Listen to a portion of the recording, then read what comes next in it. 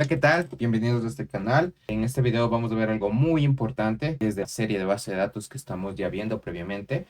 Vamos a ver lo que son llaves, relaciones en lo que es en base de datos. Es un tema muy simple, pero lo quería abordar en un solo video porque son conceptos claves para después seguir con esta serie. Nada más que decir, empecemos con el video. Podemos ver aquí que la llave principal o clave primaria es un atributo que identifica de forma única a cada registro dentro de una tabla.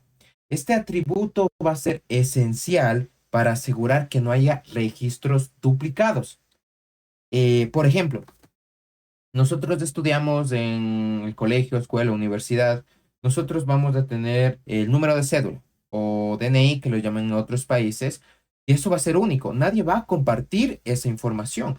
Puede haber dos Joeles en todo el colegio, escuela, universidad, pero no puede haber dos Joeles con mi mismo número de cédula. Ahí es lo que hace énfasis la clave principal o la llave principal. No puede ser repetible, ya que es importante para que registre de forma única la información. La llave foránea, también le dicen clave ajena, es un atributo que crea una relación entre dos tablas. No va a ser un atributo propio de la tabla en la que se encuentra, sino que referencia a una llave principal en otra tabla.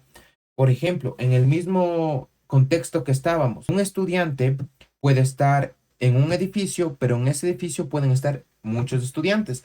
La clave principal de la tabla edificios va a pasar como clave foránea a la tabla estudiantes. Ahí vamos a entender un poco más con este ejemplo. En sí, la clave principal de una tabla va a pasar a otra tabla como clave foránea. Deja de ser clave principal y vuelve a ser clave foránea en una tabla distinta. La clave candidata es un atributo o conjunto de atributos que puede identificar de forma única un registro dentro de una tabla.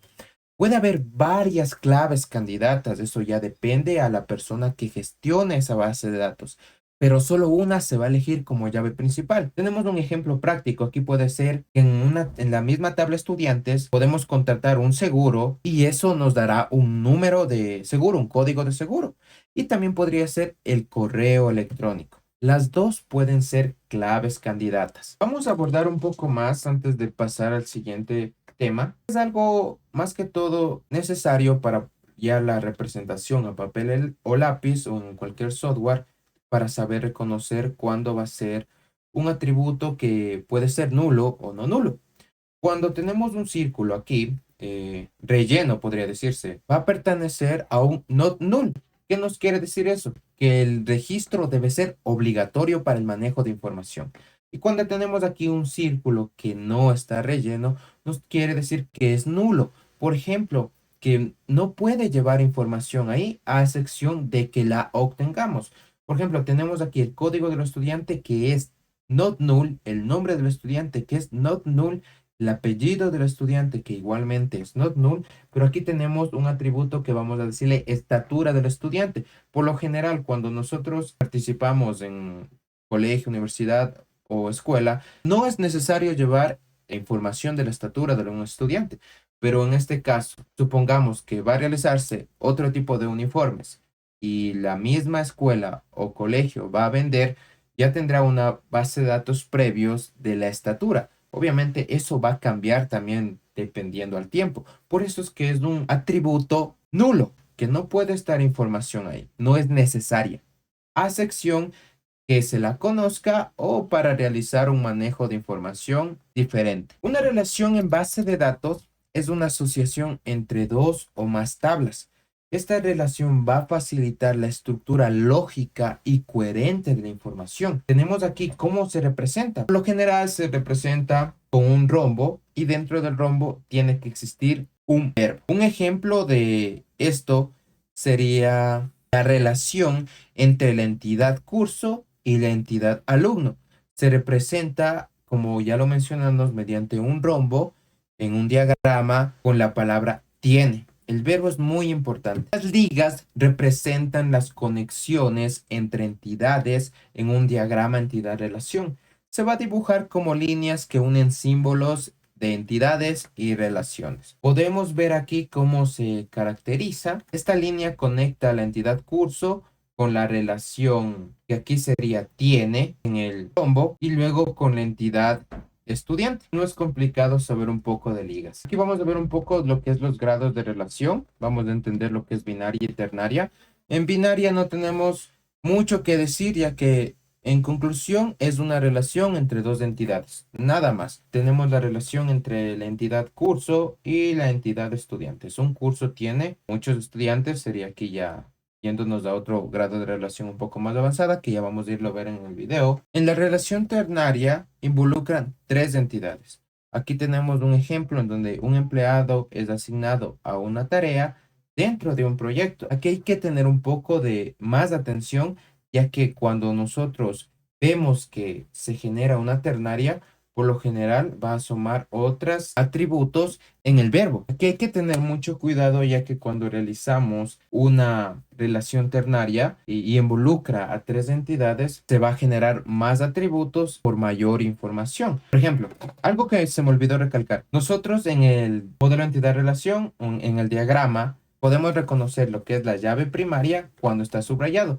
Ya hablamos del círculo relleno y el círculo que no está relleno, también para ver si es nulo o no es nulo la información. Aquí podemos ver que un proyecto es asignado a un empleado, pero en esa asignación va a haber una tarea para que el empleado realice. Al momento que se realiza esto, las claves primarias van a pasar como claves foráneas a la entidad asignación. Esto es muy importante, que ya aclararemos más adelante. Tenemos aquí lo que es la relación de uno a uno, one to one, podría decirse en inglés. Aquí nos dice que cada entidad A se asocia con una sola entidad B y viceversa. Ejemplo, aquí una persona va a tener un pasaporte y ese pasaporte va a tener solo esa persona. De uno a uno, fijémonos aquí muy bien, ya que esto es clave para entender. Una persona va a tener solo un pasaporte. Yo puedo realizar la cantidad de viajes a diferentes países y al momento que yo llegue no me van a entregar un pasaporte diferente. Igualmente, esa persona con esos datos van a tener ese mismo pasaporte.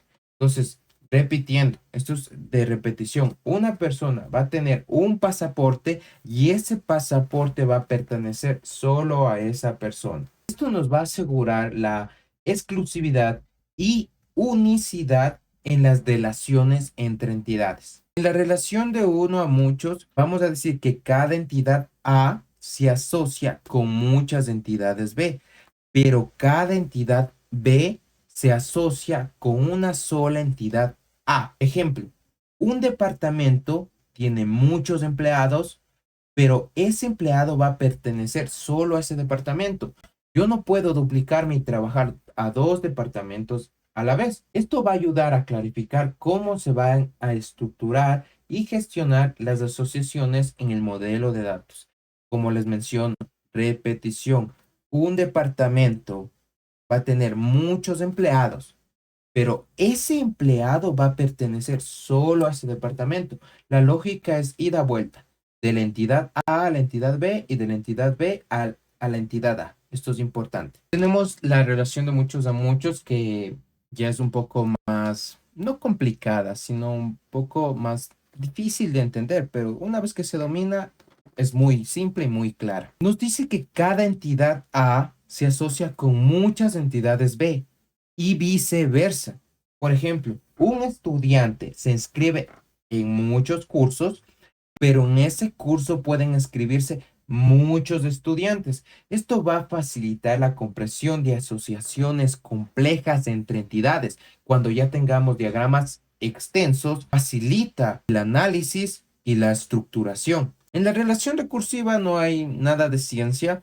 Nos quiere decir que una entidad participa más de una vez en la misma relación, pero en diferentes roles. Por ejemplo, aquí tenemos un empleado que también va a realizar la supervisión de varios empleados. No hay nada más que decir que solo eso. Esto nos va a permitir modelar en situaciones donde los roles de las entidades cambian dependiendo en el contexto. Por ejemplo, aquí el empleado, aparte de ser empleado va a ser supervisor. Nada más. Sin nada más que decir, quería hacerlo en un video porque quería que sea clara, la información es clara. La presentación les recomiendo también leerse, estudiarse. Y nada más, poner atención en todos los videos. Si hay un hueco, alguna duda, pueden regresar a los anteriores videos. Recuerden que estamos en una serie de videos que vamos a continuarlas. Creo que ya escogeremos el software donde vamos a realizar el SGBD, el sistema de gestión de base de datos. Y nada, les dejo una tarea, es pequeña, les recomiendo hacer a conciencia. En el video 2 expliqué cómo llevar estas tareas. En todo video dejo una tarea. Hacerlos a conciencia. Esto ayuda a mejorar, ayuda a aprender lo que es teoría y después, cuando ya empecemos la práctica, esto va a ser muy fácil.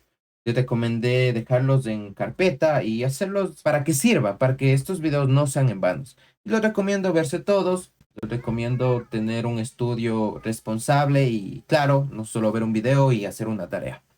Entonces, nada más que decir.